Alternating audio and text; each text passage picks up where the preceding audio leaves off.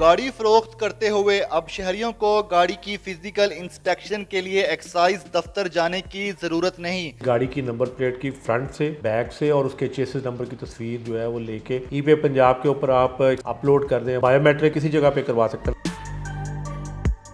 Sir सबसे पहले बताएगा कि ये जो नई स्कीम आई है जो जिसके तहत घर बैठ के अपनी गाड़ियों की इंस्पेक्शन हो सकती है, पहले तो इसका तरीक़ेकार बता दें, फिर इसके बाद मज़ीद हम पूछेंगे कि ये जो है क्यों करवाई जाती है। ठीक, एक तो ये कि ये जो आप इंस्पेक्शन कह रहे हैं इससे एक स्टेप पीछे चले जाएं। हमने 1 सितंबर से एक नई स्कीम लॉन्च की है गाड़ियों की ट्रांसफ़र की। इससे पहले ये होता था कि जो गाड़ी की ट्रांसफ़र होती थी वो ओनर के साथ लिंक होती थी, तो जो गाड़ी है जब जितनी देर उसके पास रहती थी रजिस्ट्रेशन नंबर गाड़ी के साथ ही उसका अटैच रहता था। ठीक है। तो गाड़ी बिकती थी तो साथ ही नंबर भी गाड़ी के साथ ही आगे चले जाता था। तो जो गाड़ी का मालिक होगा वो नंबर प्लेट और उसका रजिस्ट्रेशन नंबर जो है वो अपने पास रखेगा। सही है। और जो ख़रीदार है उसके पास जो गाड़ी जाएगी वो रजिस्ट्रेशन नंबर के बगैर होगी। ये लागू हो चुका है? ये लागू हो चुका है 1 सितंबर से। दूसरा तरीका ये है कि वो कोई भी रैंडम नंबर अपनी ले सकता है।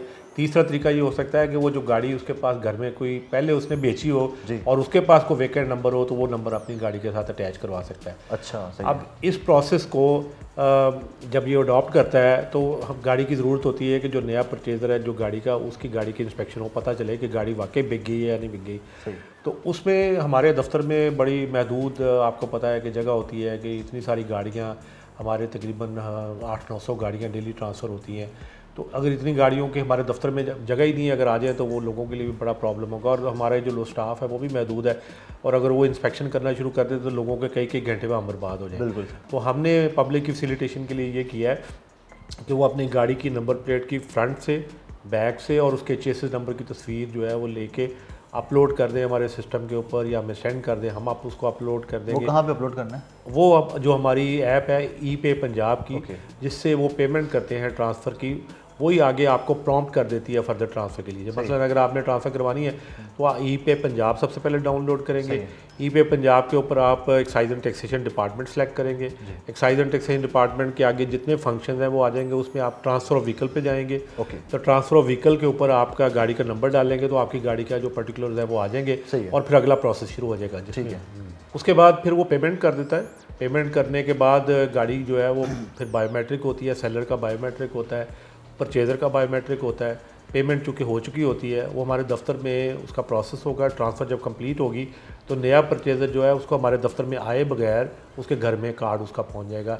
फ़ाइल जो होगी वो सेलर और परचेज़र के दरमियान में एक्सचेंज हो जाएगी, गाड़ी उनके दरमियान में एक्सचेंज होगी और गाड़ी के कागजात जो है जिसमें से कार्ड सबसे इंपॉर्टेंट है वो उसके घर डिलीवर हो जाएगी। ठीक है। तो सर पहले किस तरह से इंस्पेक्शन हुआ करती थी? हाँ, पहले ये होता था कि गाड़ी की ट्रांसफ़र जो होती है वो बंदा सेलर बायोमेट्रिक करता था, ट्रांसफ़र फ़ी पे करता था और वो हमारे दफ्तर में गाड़ी लेके आता था। हम दफ्तर में स्टाफ उसकी इंस्पेक्शन करता था और फिर परचेज़र जो है उसका बायोमेट्रिक होता था और हमारे दफ्तर में इन सबको आना पड़ता था। तो अब हमने जो है कॉन्टैक्ट लेस जो है वो एक सिस्टम को मुतारफ़ करवा दिया है। और इसमें बहुत सारे ऐसे नंबर होते थे कि जो आपको पता है कि जो लोगों ने कई लाख रुपए में ख़रीदे होते थे तो अब उसके पास रहेगा और वो अपनी गाड़ी पे ट्रांसफ़र करवा सकता है।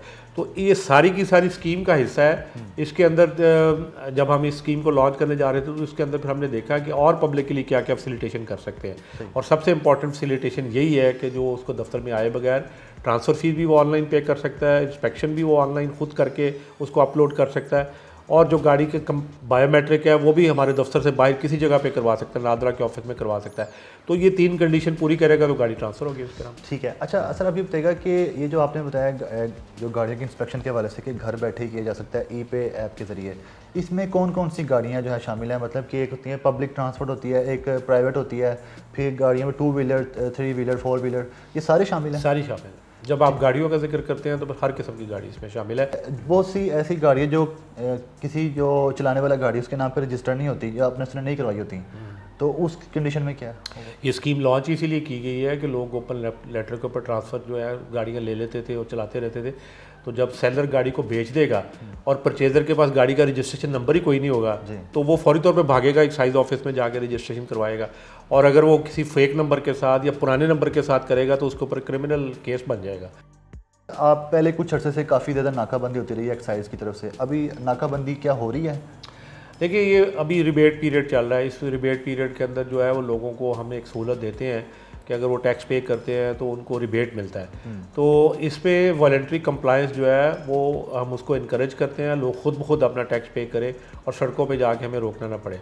दर्जा बदर्जा उसके बाद फिर हम अगला स्टेप जो है वो अवेयरनेस का है, उस पर लोगों को बताएंगे जी आपका टैक्स लेट हो रहा है, पे करें।